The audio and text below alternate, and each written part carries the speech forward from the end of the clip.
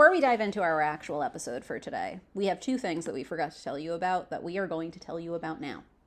The first is that we have a free workshop coming up on Friday, January 10th from 10 to 11:30 Pacific, 1 to 2:30 Eastern with Patricia Grensman, who's going to be teaching us about how to use ChatGPT in your work. I really wanted Patricia to teach this because when I was working with Patricia, at some point over the last year, she's programmed her own GPT and was using it for SEO and revising blogs and getting advice when I wasn't available. And I just thought we need to teach all of you how to do all this. Free workshop, Chat GPT and your work, Friday, January 10th, 10 a.m. Pacific, joinfruition.com to learn more. And Concept to Conversion is something else we wanted to mention. It's a program to help you get your next offer out from idea to launch to marketing. It's a 4-week Tuesday and Thursday intensive. Starting January 21st, meeting 1 to 3 Pacific, 4 to 6 Eastern. We're going to talk how to create an idea, coming up with the idea, coming up with the structure for the offer. What does it look like? Pricing, marketing. Messaging, marketing plan. Our goal is really that if you come in and stick with us through this month, then by the end of that month together, you will be actively marketing the offer. It will all be figured out. It'll all be set up, and you will be marketing it. And you'll feel confident about marketing it. You won't feel like, oh, goddamn, I don't know how to sell this. Instead, you'll be like, oh, I know how to talk about this. And it feels good, not bad. Let's just say it won't feel bad. How do you like that as a marketing tool? I'm like, I don't know. It's actually entirely possible that you feel incredibly uncomfortable, and I tell you, yeah, that's how it feels. That's how it feels. Anyways, if you'd like to come learn with us, it's a sliding scale, 3-tiered pricing. You know the deal.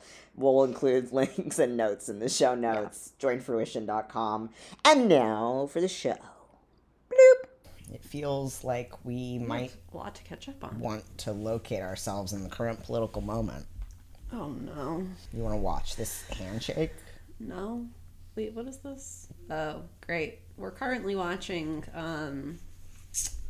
He Who Shall Not Be Named shake hands with dear old President Biden. Yeah. Anyways, that's where we're at. We're recording on November 13th, approximately 1 week since the tragic United States election. Yeah. Yeah, it's rough. It's a rough time. Is there anything else you want to say? Well, I think that we owe the listeners some updates since the last time we were here. Okay. When were we last here? It's been a while.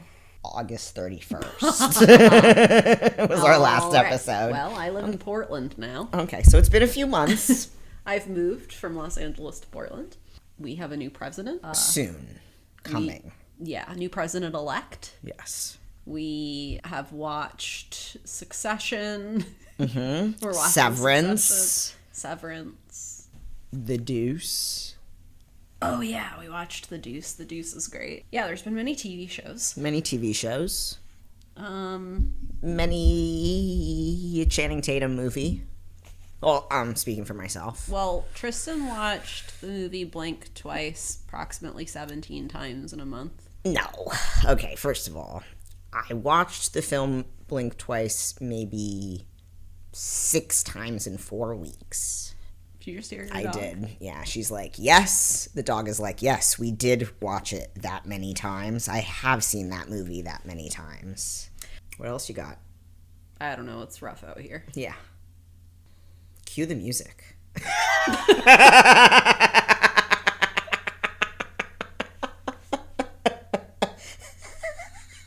I don't know what our last intro was, so. Me neither. I don't know where we left off. Okay. It doesn't really matter. It was months ago. I know. You watched some kind of show that you were surprised that you liked. That was the last thing that we left off on? No. That's another update. Because usually we've talked about your taste in movies and TV. We watched something recently. It was a docuseries or a documentary. You were like, you keep introducing me to these things, and I'm like, oh, this is going to be, and then you literally really like it and you're surprised. We started the OJ docuseries. Right. We watched the Simone Biles. That was a while ago, though. Maybe it was OJ and we just never got back to it. Yeah. Yikes. I Well, know. that was a bummer. I did not intend on bringing up OJ.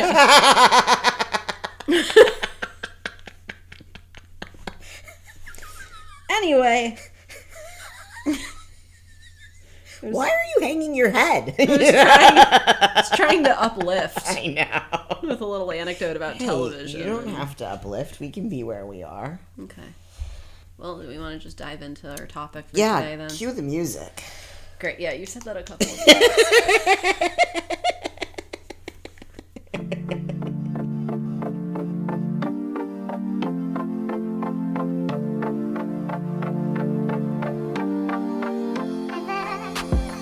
Collaborations and networking and relationships. Yes, that is the topic for today's conversation. And it's been coming up a lot. Yeah. In my opinion, the most important element of any business. It's not systems? Spreadsheets? It's actually content calendars. Oh, see? I thought it was having a... Nurture sequences. Yeah, exactly. Simulating relationships. That's what's This is what I'm saying. Trying to trick other people's brains into thinking that you have a relationship when you don't. What I will say is that I think that rather than trying to figure out how to get more people in your audience, you should first think about the people who you already have relationships with. Absolutely. And often what I find people stressing out over is how do I go out there and find more people, and are not thinking about all of the people who are actually already listening. It's true. And I would encourage folks to instead focus on the people who are already in your orbit. Yes. Like people who are already in front of you. And focus on serving those people and nurturing real relationships with those people and forming actual relationships with folks. And through that, more people will come. Mm-hmm. But if you're just always looking to build a larger audience, I don't think that it's a good business strategy. I completely agree with you. And I think that when we orient towards growth in that way, as if it's just getting in front of new eyes or building a larger audience for our work, mm-hmm. we're leaning much more into the transactional nature of mm-hmm. this rather than thinking about who we are serving, how, mm-hmm. why, mm-hmm. et cetera, mm-hmm. and actually, as you're saying, being in relationship with those people. Yeah. Yeah, and as I'm thinking about all of this, I'm just thinking about how people, I think, are very intrigued by the idea of it even being possible to have a business without social media. Right. But then to folks who are primarily relationship-based in their businesses, they think that it's weird that we are focusing so much on social media 100%. and are barely even paying any attention to their social media. And so I say this to say for folks who are wait, it's possible to have a business without having to show up online all the time? Yeah, but you're gonna have to be in real relationship with people. You're gonna have to actually go and participate in other ways. Yeah, because that's the thing. Social media, our newsletter, all the ways we might engage in digital marketing, it's just a way, right?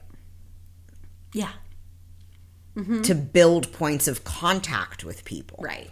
And we have gotten so comfortable trying to utilize different strategies to try to elicit trust. Yes. To try to nurture our audience, and have lost sight of the fact that the point of all of that is actually just to try to simulate real relationships. So yes. if that doesn't come easily to you, and you feel like you're always trying to like figure out a way to make it seem like whatever, it's like I would recommend that you actually think about how are you participating?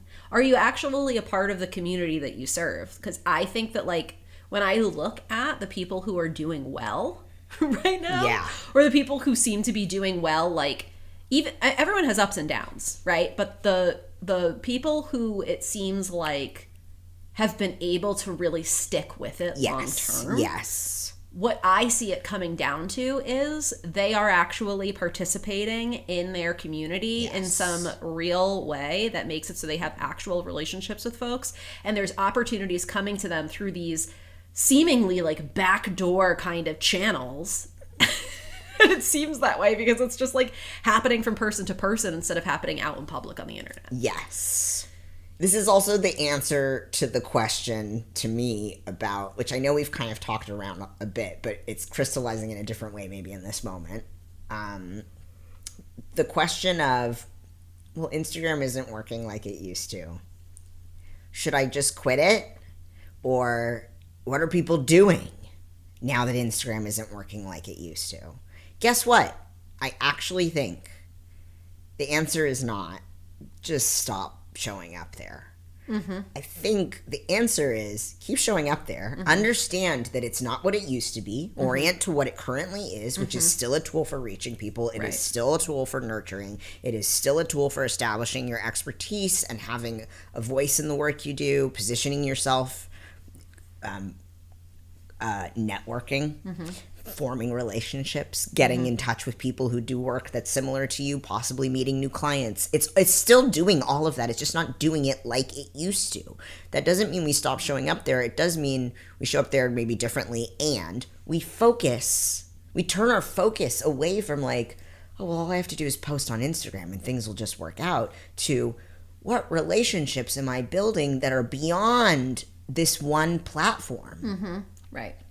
And when I'm on this platform, to like you're saying, how can I think critically about how to use it as a tool to connect with actual human beings? Yes. And like, here's the thing. I actually think that businesses that people who I know who run businesses that are more like local, for example, and you're not as reliant on social media, it's like they can almost get away with posting things on social media that are just very like utilitarian. Like, here's how you can work with me. Yep.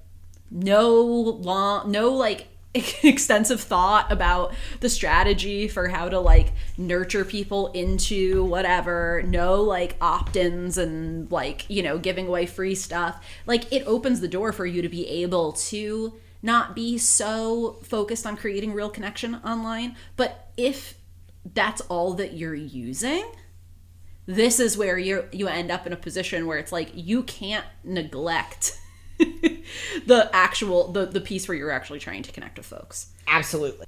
I think about the past year.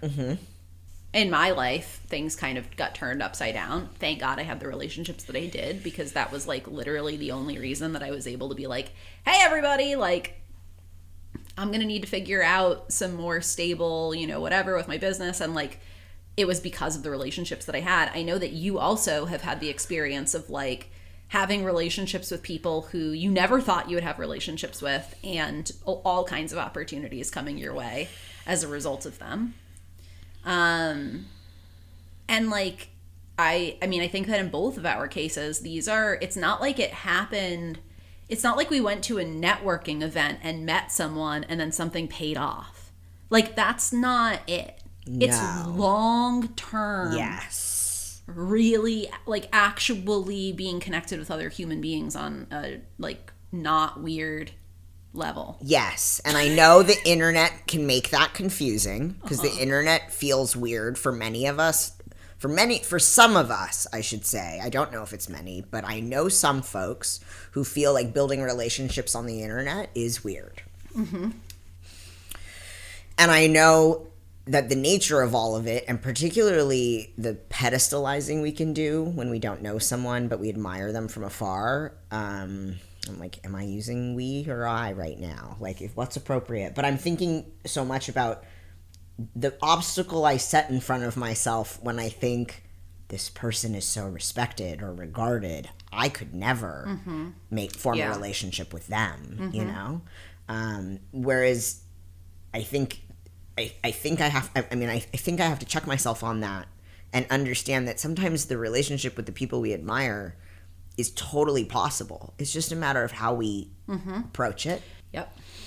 The humans, right, too. Even the people we're pedestalizing. And I also think the other thing I want to say about this too is I know that it's easy for me working on my own, doing my marketing, creating content, creating this slide deck, showing up to hold a session, consulting people, all of that, it's all so up to me. I have so much agency and autonomy. It's part of the reason why I want to work on my own and for myself. When it comes to realizing that my business won't exist without relationships, sometimes it's easy to think my business only exists because of what I'm doing. I guess that's my point. You know what I'm saying? Yeah. Like I can exist in a silo and forget that actually what I am doing behind the scenes is a key part of my business, and another key part of my business is what happens when I show up to be in space with people. Whether that's working to be in that space, like holding the space, facilitating the space, consulting, but also having lunch with someone who I respect and want to work with, or having a coffee date, or going to a training just because I want to learn from this person, and also maybe they'll recognize my name or my face, you know, or fill in the blank. That part where I say, oh, look, I've been doing it all on my own for a while. I can forget that being in relationship with other people is a part of, like, watering the plant that is my business. Yeah, absolutely. And I mean, the more that I do, the longer that I've done this, the more I've thought to myself, I actually think that relationships are like, okay, now we're going to get like corny because I'm going to like use the watering the plant thing. But I'm like, I actually think that the relationships are like the soil. It's like you can't even like start. You're so right. Like you are going to get nowhere if you try to operate in a vacuum. The only way that you are going to be able to outpace the disadvantage that you're at when you try to operate in a vacuum and not form real relationships with people, it's like the only way that you're going to get out of that is going to be if you somehow have enough money that you can pay people to do the stuff that they would have done for you if you were in real relationships. You know what I mean? Yeah. Can we put this into some practical examples? Yeah. Paying for all of your advertising. Yes. To get stuff in front of other people because nobody is referring your stuff or sharing it with folks. Bingo. Putting, like, if you sell a product, putting it on Amazon and paying to sponsor it so that it ends up at the top. Totally. Right? Yep. Like, being I even think about like the things that, you know, I've been invited to where it's gotten my name out there in some way and gotten me in front of people. It's like without people inviting me to that kind of thing because they know me and they trust me, I would have to pay to get in front of those people. And unless you have some kind of like, I mean, I think that it still takes an extraordinary amount of money because you can't do all of it just with money. You can't pay someone to do all of the things that are going to come out of relationships, right? But it's just like, I don't know how you even get started without it. Yes.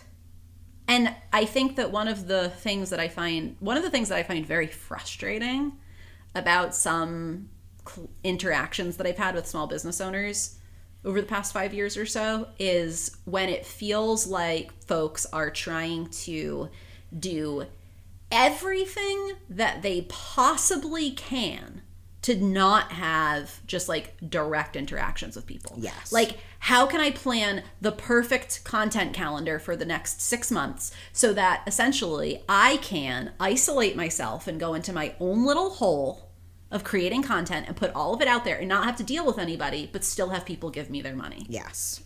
How can I figure out a way to create the right newsletter or whatever where I can isolate myself, but still make people feel like they know me and can trust me and give me their money? Right. And I'm like, you can't do that. It's really, you're really, really trying to swim upstream. Like, you can't actually isolate yourself and be in community with other people at the same time. Yeah. Yeah. I'm even thinking, like, sure, but there are people I know, small business owners, who aren't super active on the internet in terms of marketing. How are they running their businesses effectively right now? Guess what? Relationships in the community. Yeah. Yeah. And I think that, so sometimes I've had this conversation with different, like, coaching groups and stuff that I've done where I've talked extensively about meeting people in relationships and whatever, and there's a couple of things that come up. I didn't even put this in our notes, but one of the things that is coming up for me now as we're talking about it, it's like, if you feel like you do have a bunch of relationships going right now professionally, but like nothing is happening, there's two things that I would think about. One is, are they actual relationships and are they long term? Because, like, it's not like you just meet somebody and then all of a sudden they're gonna start trusting you enough to, like, bring you in on things that they're doing and whatever.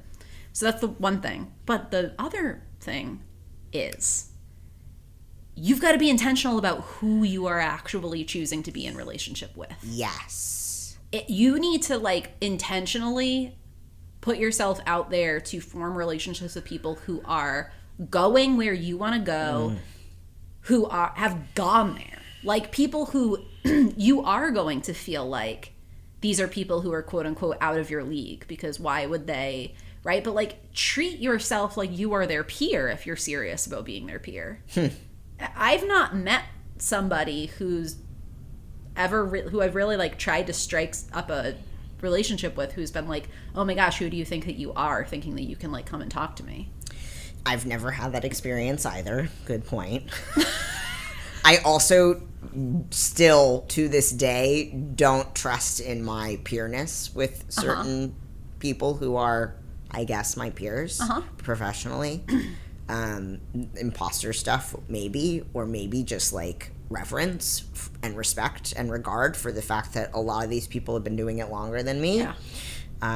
Though some of the folks I'm thinking of off the top of my head right now, I'm like, oh, some of them actually who I have, like, reverence and regard and respect for, my quote-unquote colleagues, some of them are my age or younger too. So, like, I guess my point is, I still don't fully feel convinced that I deserve to be colleagues with some of these people, but never once have they said, get out of here, you don't belong.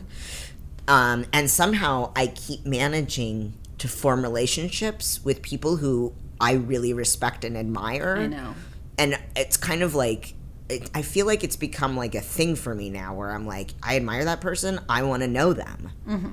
And is it possible for me to get there? And what does that look like? Not that I'm saying I'm being strategic or manipulative, but I am like, there are people I want to be in relationship with. How do I get there?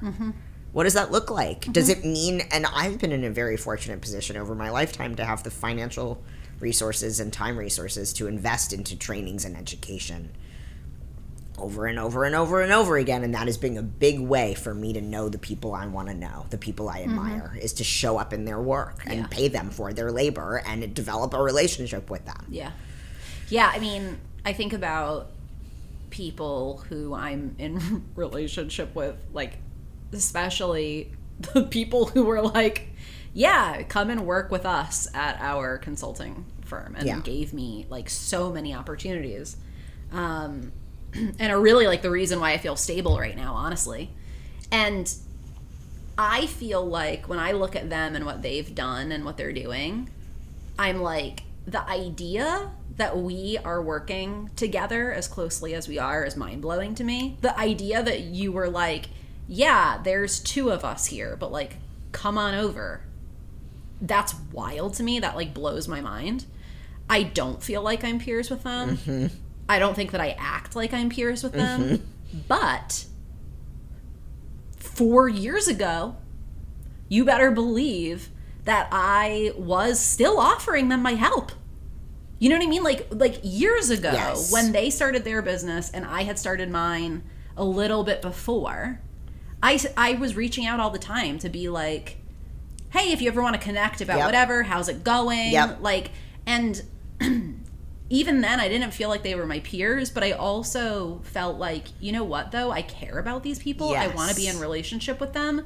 I trust that if I try to be helpful and like give to this, Yes. like I would with anybody else that I want to be in Yes. relationship with. Yes. Like, it's not about, I never did any of that thinking that it was going to pay off. No. Thinking, oh, this is going to be the reason why I'm going to be okay 5 years from now when I get divorced. It's not like I had that in my mind. Totally. You know what I mean? No. So it's like, yeah, it's one of those counterintuitive things where it's like you can't aim directly at it and think that you're going to get it, right? Like No. you can't aim directly at relationships that are going to pay off in your future. No, just That's like not how you get there. and none of it is. Just like you can't aim directly at Instagram post as the answer to getting a sign up for something. Right. Like, Right. yeah. And it's true. I'm thinking about so I have an opportunity to facilitate with a new organization next week that I'm really excited about. How did the opportunity arise? Well, because I took a training with the person who runs the organization, and made sure that I showed up. And by the way, I'm pretty sure I remember you saying like months ago when you signed up for that training, I'm doing this training because I want to be back in the room with this person. I want to be in the room with this person. I don't know where it's going to go. I can tell you right now, the training improved my skill set, of course, as most trainings do, I find, in some way, shape, or form. But I wasn't showing up to the training for the learning. I was showing up for the training to be in the room with the person who was running the training. And I do that kind of shit a lot. And I know that, and even like right now, I volunteered to be an early reader of a book just so that I could be on an email thread with the author. You know what I mean? Like I'm doing this shit all the time because I want to get in the room with these people. I respect them, and then we'll see where it goes. But I never expect like this is going to lead to this. Right. And then when it does fruit, like you getting a consulting contract that is long-term and securing you, when it does fruit like that, or me getting an opportunity to facilitate with an organization that I really admire, it's incredible. Yeah, and it's just every time that it happens, for me at least, it's a reminder of like, oh, I've been building something here that actually, even if like Instagram got taken down tomorrow, I still have a foundation. Yes. Like the stuff that lives on beyond a platform is it's the interpersonal piece. Like that's the thing that lasts. Yes. It's like when people say like at the end of the day all we have is our family, which I'm laughing because not for a lot of us actually. It's just that idea that it's just like it's about the people. Yeah. Like that's the piece that cannot really be taken away. Absolutely. So we were in a conversation earlier today, on a coaching call with clients in Bloom, our ongoing coaching program. Which little plug for that, by the way, if you take one of our programs with Tristan and I, we do have an ongoing space that you can just like be in with us every week. Well, 3 times a month. 3 times a month. But we were having a conversation about this today, and we were talking about the relationship piece, and specifically in this instance, because there was when it came up, the person we were speaking with thought that we were going to be talking about marketing again, and I was like, no, in this instance, actually, what I'm talking about is just knowing what's going on in your space. And this is the other piece that I think like is so important for people to realize is there is money out there. There actually is. I know that it's easy for us to just like forget because we're just trying to like sell our little services to our little friends. Sell our little services to our little friends. And feeling like no one can invest in anything. But like there is money out there and there are opportunities out there and there's stuff available and there's probably people in your industry who are doing great for themselves. And one of the things that I think is so essential about focusing on the relationships is knowing when some of those opportunities come up, because no one's putting out like an Instagram ad to be like, hey, we have this much money that we want to put into sponsoring some company that's gonna, you know what I mean? Like, they're not gonna like put their resources into getting out in front of as many people as they can. But when those things come up, where, for example, there's a company that's looking to sponsor some group to do whatever, or there's grant funding available and they're looking to fund whatever, like, I think about people who I know who have gotten some opportunities like that, and they've all come from somebody else that they know being like, hey, are you going to apply for that thing? Oh, you didn't know about that yet? It all just comes through like being in that network and being a part of the conversation. Yes. You're not going to hear about it if you're not putting yourself in those rooms. Sorry. We can't operate alone. No. It's weird. It's interesting how culture, it's like, what a funny thing to learn through our business, you know? Well, you can't do it alone. It's capitalism in part, right? And like the idea that we're all individuals working individually, and it's so easy to feel like that when you're an entrepreneur. I think the nature of it is. I mean, I know we've already said this. I'm just saying it again in a different way. The nature of it can be very isolating, and if we don't remember that we are actually relying on community to make this shit work, and how are we embracing community, showing up for community. You know, that, we are going, Instagram isn't it. Instagram only works if you treat it like a place for possible community. Yeah, or if you use it to supplement some other... Exactly. Right? So that when people come and find you, it lines up with what you're doing out there in the world. Exactly. But primarily, you're out in the world. The world, yeah. I think that's the thing, is I think digital marketing can easily... it's the same thing you've been saying though for so long. Like we're it makes us think we're doing business with the internet, right? But we're not. Right. We're trying to serve real human beings, and human beings feel seen, held, and served when we treat them as human beings. Right. Like, no, to me, it's like the same conversation as like how we approach our marketing too. It can't just be about, let me sell this thing, come buy this thing, sell this thing, buy this thing, buy this thing, buy this thing, right? We have to actually do more than just sell. Right. So, should we talk a little bit about how to start doing this? Yes. Okay. First of all, go to stuff. Yeah. You don't have to, and by the way, I acknowledged, like, I have spent money on trainings. I recognize that not all of us have the financial or time resources to do that. Here are some things I want to say. And maybe trainings aren't the thing that you need to go to.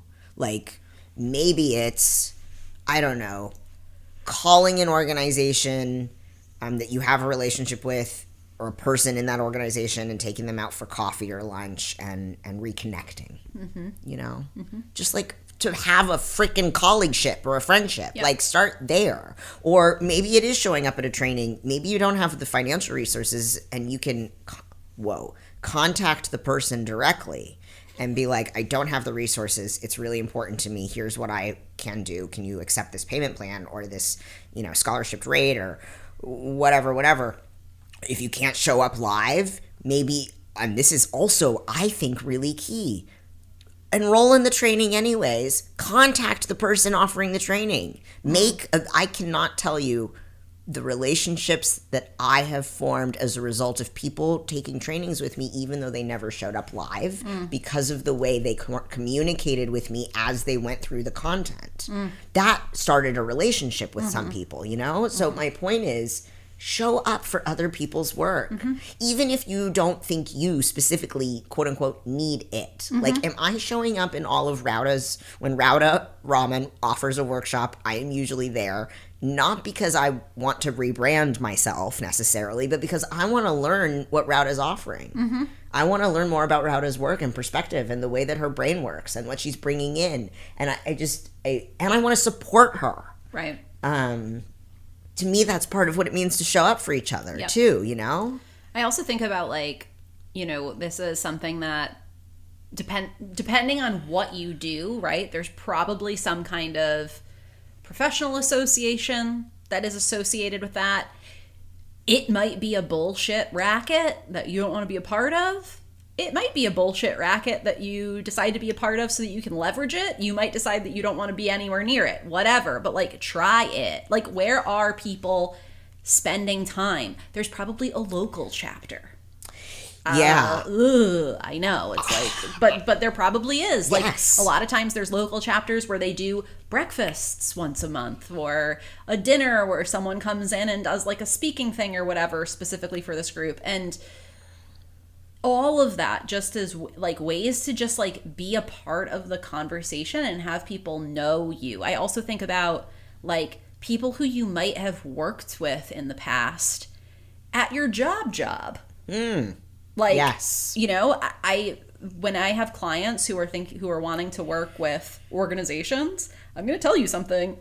Usually, if you are going to work with organizations, usually one of your first organizational clients is going to be a past employer, because they already know you. Yes. They already know yes. that you know their organization, so there's some kind of trust there. If you don't feel like you have a strong enough relationship with any of your past employers that you could approach it through people that you already know at that organization or something, how are you going to do it with a different organization where you know nobody, right? Totally. So like start there yes. with people who you already know, who know that you do a great job, even if it's something that's totally fucking random. Totally. Like, I think about the people that I worked with. This is actually really interesting. I was working on a project, and a couple of the people who are part of the grant administering like organization for the project, they were giving us a talk at this conference, and they sent out the information for the conference, and it was like a health equity conference, and the name that the email came from I recognized, and I was like, I know a person with that name. And I Googled it, and sure enough, this fucking person that I used to work with at DSW selling shoes is now organizing conferences yes. that are squarely aligned with some of the projects that I'm working yes. on. And I would have a head start to being able to reach out to this person and say, hey, like, she doesn't know anything about my relationship to health equity practices or whatever, but I still would have a head start to yes. be like, this is so funny. I didn't realize that you were doing this. We should get together and talk about whatever, right? Like, even just knowing somebody on that human level, it's not even about, like, being impressive professionally. Absolutely. Right? Absolutely. Yeah, I'm thinking about, I don't know, I'm kind of like, I have a list on my phone. I haven't updated it in a bit, but I think there's one name on it right now. Like, somebody I want to know. But I there's a lot more names I could think of. I'm also thinking, like, I could add organizations to that list, right? I could add all kinds of things to that list. Like, where do I want to go? Where do I want to be? Who do I want to be in relationship with? Are there retreat centers? Are they yoga studios? Are they community centers? Are they activist organizations? Or, you know, like, whatever. And I could get really big, you know, because to me, this is the other thing, is that anytime I show up for anything that lights me up and excites me, that is a possibility for me to be in a room with other people who have similar interests, passions, values, fill in the blank. Next thing you know, I'm their go-to for what I do, right? Right. So, for example, if I wanted to work at if I wanted to support a new yoga studio, for example, in their marketing, I would start by going to classes there. Right. Exactly.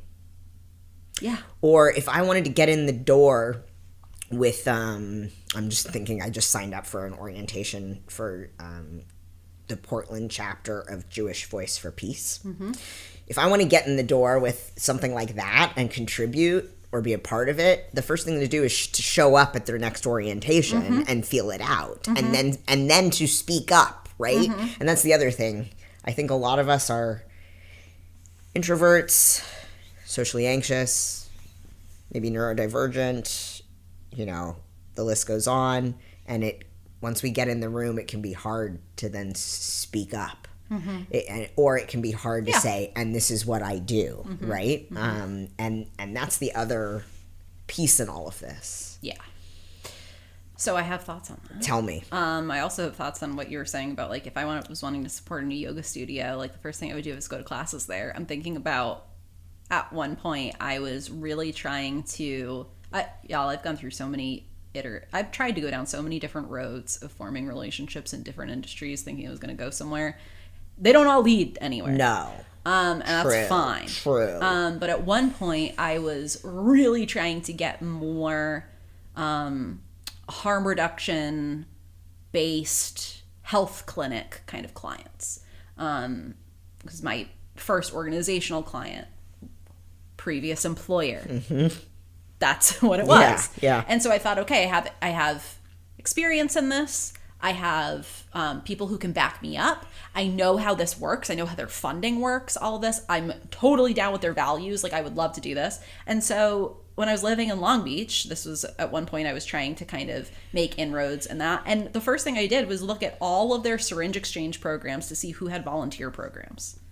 To be like, the way in is going to be to just start volunteering at one of these. 100%. Like, and I ended up sending an email to one of the people that ran the syringe exchange that was closest to me. And it was just like, hey, how do I start? Like, I just want to, just thinking like the best way to start making relationships with people here is going to be to just get involved. Get involved. Yes. Yeah. And like, okay, so granted that's volunteering and not all of us have time to like volunteer, but also like, what are you dumping your time into that isn't going anywhere now?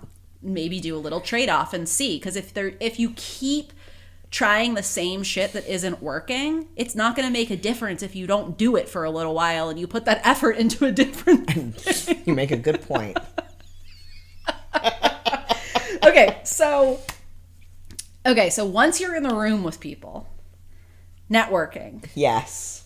The first thing I will say is, like, literally no one gives a fuck about your elevator pitch. No one wants to hear it. People will disagree with me on if you should have an elevator pitch prepared. I just truly don't think that anyone cares. I completely agree. It feels gross. Yeah, and I also am just like, think about the headspace that you're in when you go to some kind of event where you're going to be able to network with other people who are in your space. Yeah, the minute I hear somebody speaking in what sounds like an elevator pitch, my brain is going to go offline, not listening anymore. You're selling me something. When I talk to people, when I started, there was a period of time where I was doing regular networking calls in Fruition, just like free to meet each other. And the biggest thing that I heard from people about why they hated going to networking events was that they were sick of being pitched.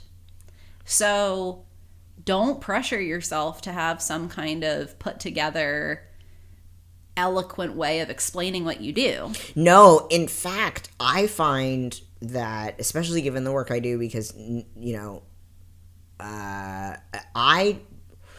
me say this. I will explain the work I do differently based on who I am speaking to.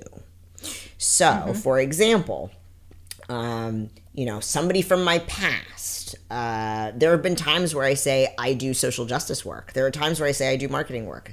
There are times I say I do, socially conscious marketing work, whatever. But my point being is that the way I describe my work changes based on the context of the conversation, the person I'm speaking to, what it is that I feel, I don't know, is appropriate to say, but it's never like something I've rehearsed or gotten down to the right specific keywords, or if somebody wants to know more, they're going to ask me more. If somebody wants to know more, they're going to look it up online. Right. Yeah. So things to focus on if you're not focusing on that. I mean, one thing that I will say is like, okay, so before you go out to before you go online or out to some kind of something where you're going to have an opportunity to maybe meet people in your space, I would recommend that you just like do a quick little double check that the things that are on the homepage of your website are the things that you want to be on the homepage of your website. Absolutely. Maybe like think about what would you want these people to see. when you say, oh yeah, like let's connect, and they connect with you and they follow you on Instagram or they follow you on LinkedIn or they go to your website or whatever, what is it that you want them to see when they land there? And is that there what you want people to see? The next thing to think about is, how can you support other people? Yes. So what resources do you have available? What ways can you support people? What can you give? Because every person there is probably showing up ultimately, right? No one's showing up because they want to just do more work for other people, right? Everyone's showing up because they're looking for some kind of payoff from being there and meeting new folks. But if everyone's only focused on what they're going to get out of it, no one gets anything. And at the end of the day, if you're the one person who's like, hey, I have a podcast and I would love to have you on the show to talk about whatever. Or, oh, I actually know this person who does this kind of work. It sounds like you're looking to meet more people who, whatever, I should connect you in this person, right?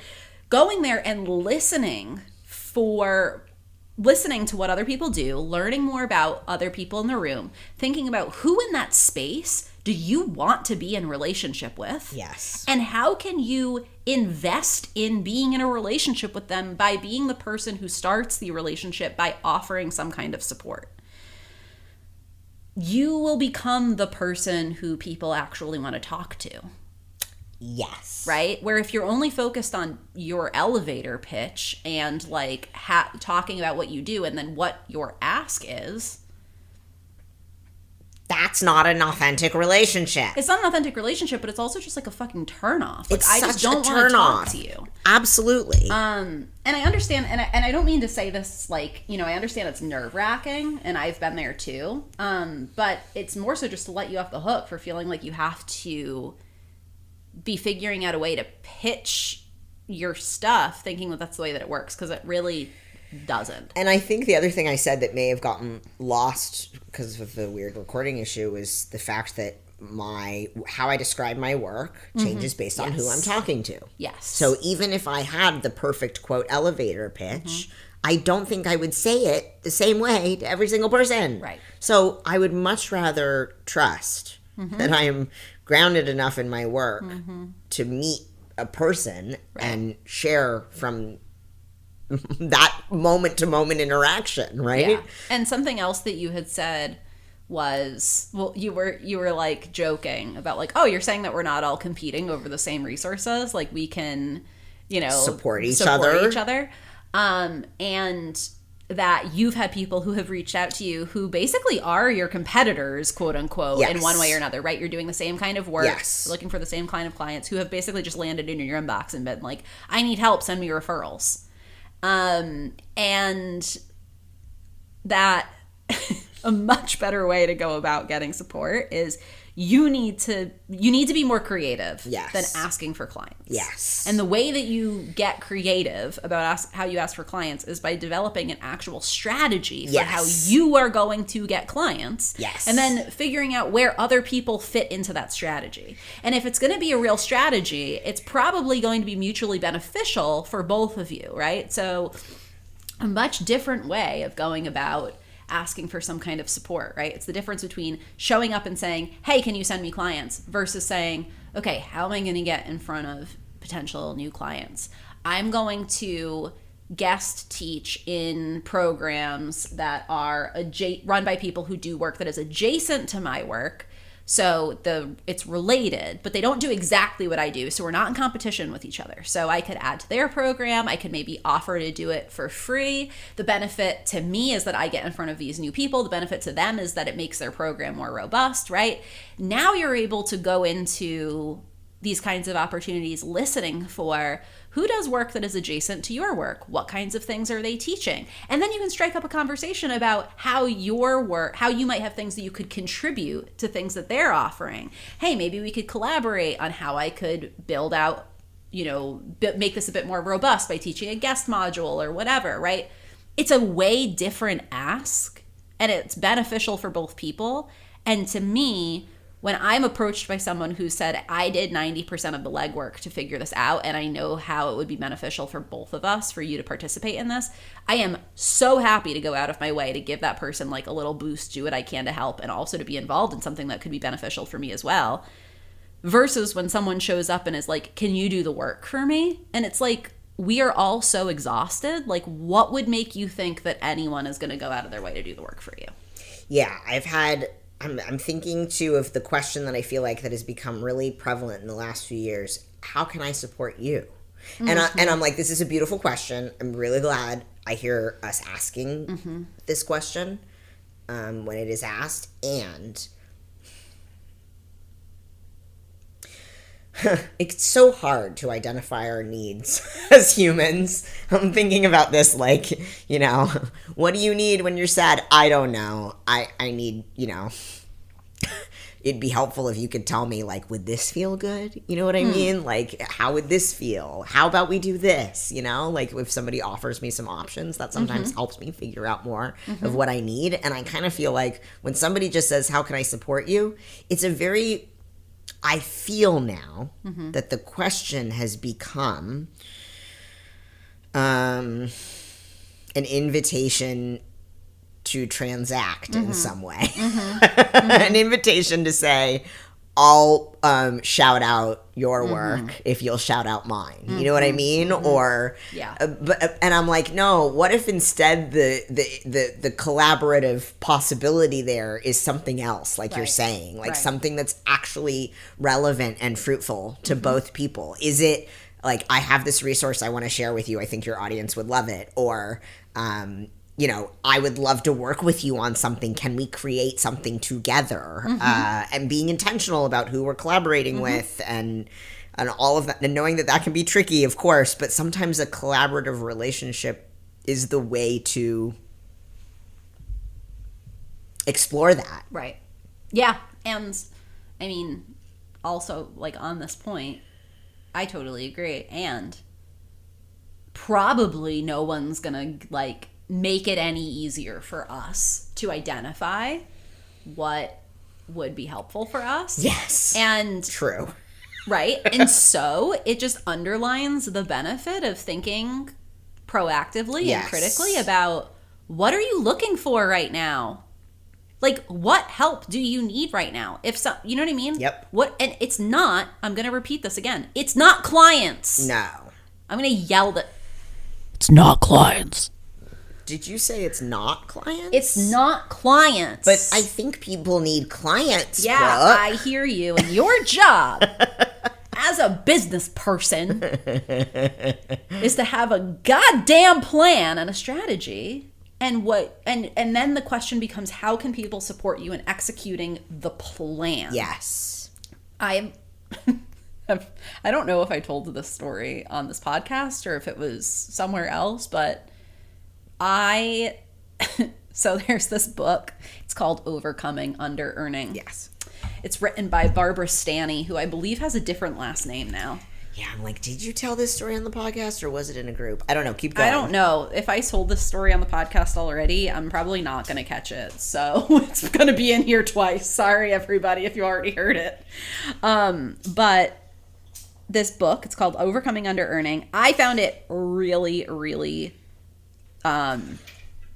like revolutionary for me. It was just the first time that I had heard someone talk about like really kind of linking like repeating family patterns to money. Yes. And it made me realize some things that I would not have realized earlier, and it like woke me up when it came to money stuff. And I ended up having the author now, and I think that this book came out in like the 90s. Yes, like I love this story. Yeah, I think this woman was on like The View, like in like Yep. And I had her on my podcast, and leading up to having her on the podcast, it was like I was only dealing with like a VA. Like I never talked to this woman through the whole thing. I dealt with an assistant the whole time. And it was very clear, like they gave me talking points. Like this is what these are the questions that Barbara will answer. Sorry if I'm like giving away. I'm speaking about this person specifically. I think it was just on her website. And I was pretty intentional about like, okay, I'm going to ask these questions, but I'm going to also ask them in a really thoughtful way that's going to weave together into a story that I'm trying to tell specifically for my listeners, right? And contribute like parts of my story too to make it like more interesting. And she was like, she was so happy with the interview. Like when we were done, she was like, I have done so many of these. You did such an incredible job. Like, I think that you were just like the real deal. I really trust you. You're doing, like, I think that you're going to make a big impact on people. If there is any way that I can ever support you, please let me know what it is. And I was like, okay, I will. And then we got off. I don't have this woman's email. I don't have any direct line to this person. I've been dealing with her assistant the whole time. Opportunity, gone. Yeah. Gone. And it's not like I think about that and I'm like, oh my God, if only. I don't feel like it was like my sliding door moment or like that it's like I just lost the opportunity. It's never going to come again. But the point is, there is something to be said for knowing what support looks like for you right now, so that when someone says, how can I support you? You can say, hey, actually, I'm looking for people who have podcasts that specifically speak to this audience. Yes. Do you know anybody that you might be able to introduce me to? Yeah. That's a totally different, right? It's a totally different approach where you actually know how to answer. And then that way, when you're up, like, it doesn't pass you by. Absolutely.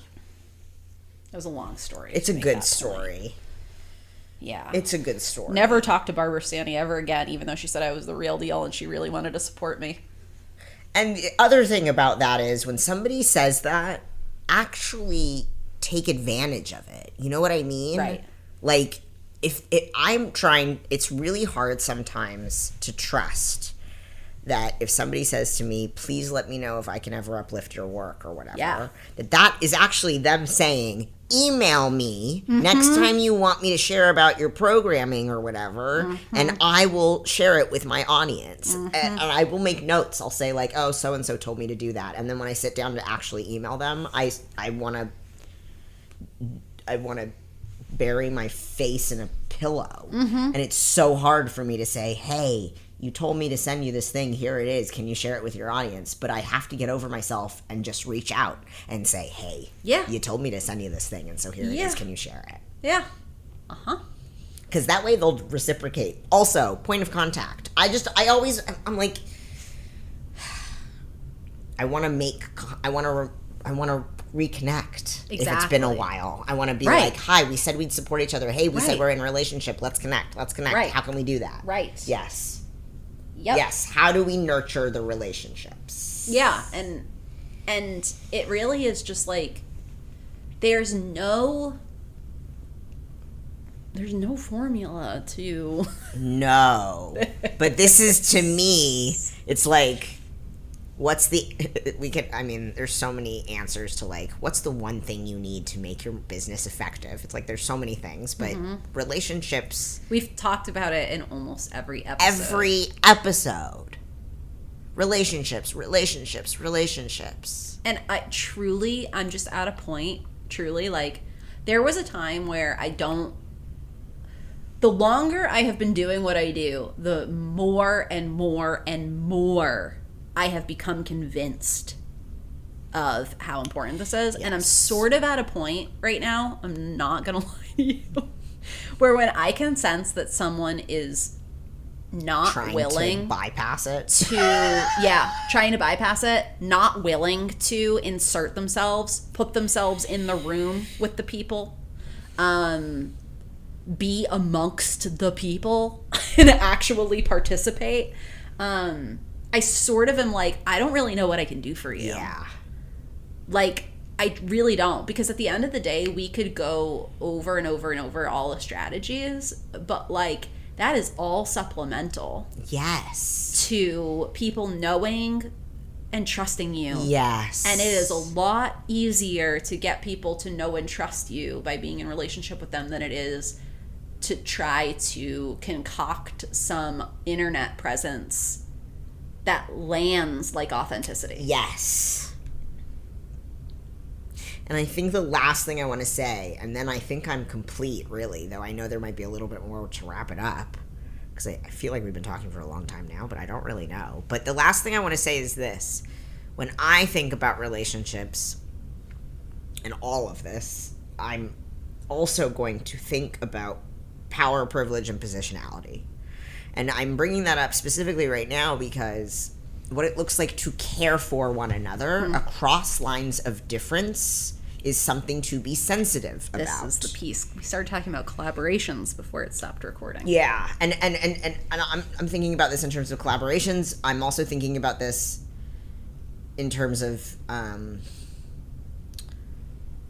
for example, if you are going to invite someone in to your program and you only have, a small budget for that guest teaching spot or whatever, and let's say they hold a marginalized identity and they're less proximal to power than you are, they have less privilege than you as the person who's inviting them in, I would probably have a conversation about that. Yeah. I would probably have a conversation about the fact that I don't have that much money in my budget right now, but my goal is to grow this program and pay you more next time. Yeah. You know what I mean? Yeah. Or, address it in some way, shape, or form. Yeah. Not acknowledging power differences in these relationships is not going to help us, right? I think we need to tend to that and care for that, and that's going to look a lot of different ways. It does mean being respectful of positionality, people's time, people's expertise. It also means understanding that we need to be in relationship with a lot of different types of people, different identities,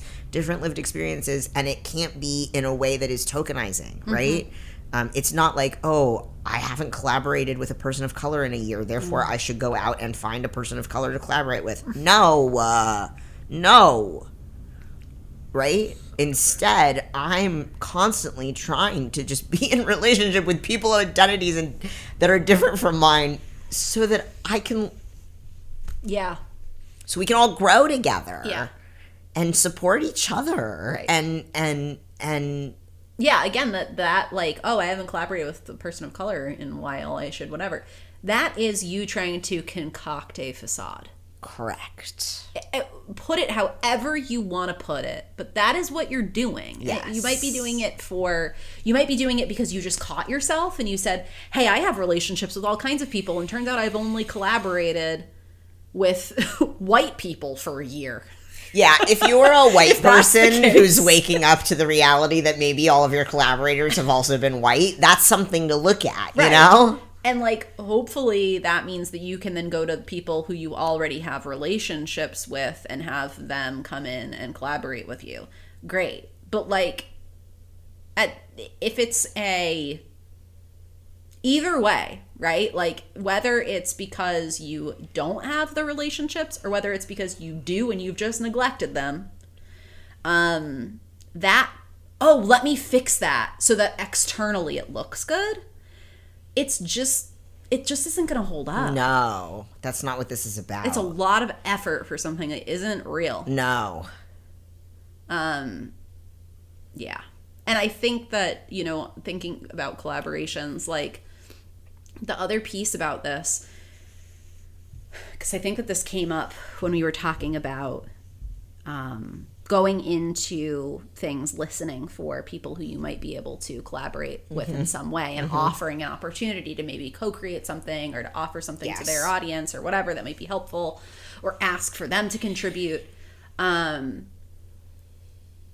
think that one of the pieces of that that's so important is it's an opportunity to show people the way that you work. Yes. And in my experience, the when things have really paid off for me relationally, it's not just because I know the person because I was in space with them a couple of times. It's because we actually worked together and they saw that they can trust me. Yes. And I've also witnessed collaborations. Now, I'm the kind of person who puts up walls, and before collaborating with you, Tristan, on some things, didn't really collaborate with many people because I don't want to be the good student in the group project with the slackers, which was always my experience before. Fair. And so I had enough experience with you to know that that's not the way that you were, and so I collaborated with you, right? And then that also made me feel comfortable referring people to you. Yes. I'm a lot more comfortable referring people to a person that I've worked side by side with and seen how they actually operate. Yes. There's people that I've been friends with who I've been like, I wonder how they are professionally, Yes. though. And I've made the mistake of referring people Me too. to people who are just friends. Me too. And it doesn't go well. And I'm saying this just to say, like, it's not, and I don't think that people who are listening to this are necessarily going to do this, or I don't think that people who are listening to this are the people that do this, but it's not just about getting the collaboration. It's about how you then show up throughout that. Because I've witnessed collaborations that have backfired because people have managed to get in the room with people who they really admire. Yes. And they get an opportunity to collaborate with that person and they don't carry their weight. Yep. And now, not only do they not have the trust, they have like mistrust. Yep. Like, and so all of this to say, this is why we're saying, like, it's a long-term thing. It's about the way that you show up over time. Yes. It's about the way that you invest in relationships over time. Even you and I being like working on so many different things together at this point, I'm still thinking about like months when I'm super busy with other things. It's complicated. Yeah. Because you end up doing more of the work, or like that's the thing. There's instances where, I mean, in most instances, you bring in more people than I do, and so I look at that and I think to myself, like, okay, like we're always checking in on like what feels right here. Is that I just went through and did like payroll stuff and said to you, I'm gonna pay for the assistant work this month because I feel like I should have done that work, and like if you're gonna be doing more of the labor, I should just be paying both halves of this. Also, it wasn't that much money, but the point is just, yeah, we are checking in to make sure, and in an honest and transparent and respectful and caring way, that we are both still feeling that the relationship is working and that it's reciprocal and that it's going well, so that we can stay intact and integrity and stay, moving things forward in a way that's actually generative. Mm-hmm. And I think what I've learned and I've collaborated quite a bit, I'm realizing. I mean, not a lot, but like a fair amount in the last several years. And I've learned how people pleasing can get in the way of the hard conversations that need to happen to make sure the relationships are still intact. And it can get really tricky. People work differently.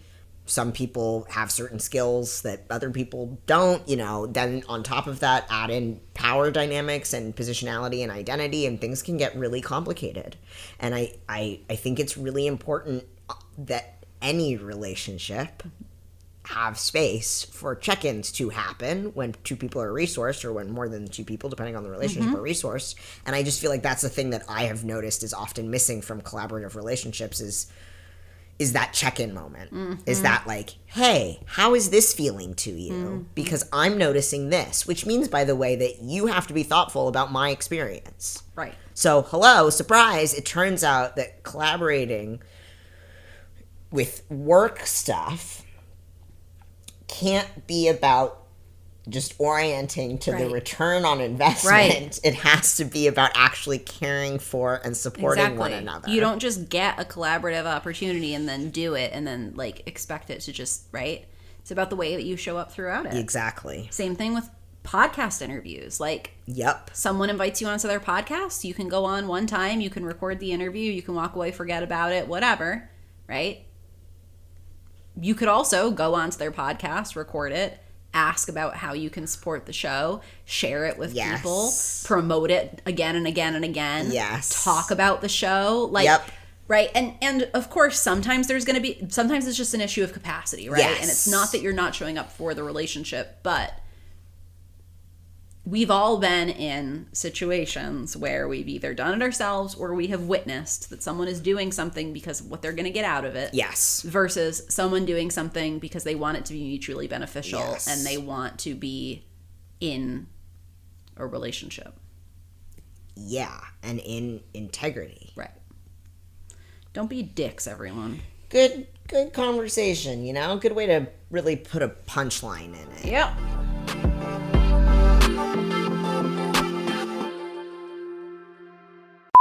What? Wait. Try it now. Whoa. Try it now. I'm gonna chill. Okay, we're testing the audio again. Testing the audio. Testing the audio.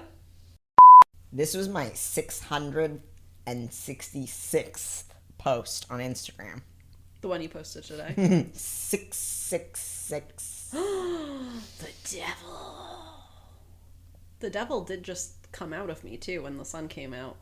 I thought that was like your inner vampire. I started convulsing. It's like an exorcism. Yeah, I thought you said, this is the skin of a killer, Bella. This is the skin of... I don't know if you realize this, but you slowly lean closer and closer to the microphone when you talk. So I'm just going to point that out, just so that you don't slowly get louder. And then Noted. So we just talked for like 5 minutes at least, while apparently it wasn't recording. I have no idea. So we're going to try our best. Okay. Back to biting in fingernails. Mm-hmm. Uh-oh, I see why we're still recording as long as we are now. No, Somebody's avoiding their feelings. Let me fuck with my cuticles. And by they, I'm using a gender-inclusive they so as not to name anybody in particular. Are you using the plural they? I'm using the plural gender-inclusive they. It's gender-neutral. So they. both of us. I mean, I'm only picking my toenails, you know? Oh, okay. So I'm fine. They're picking their toenails, but I'm picking my fingernails, so...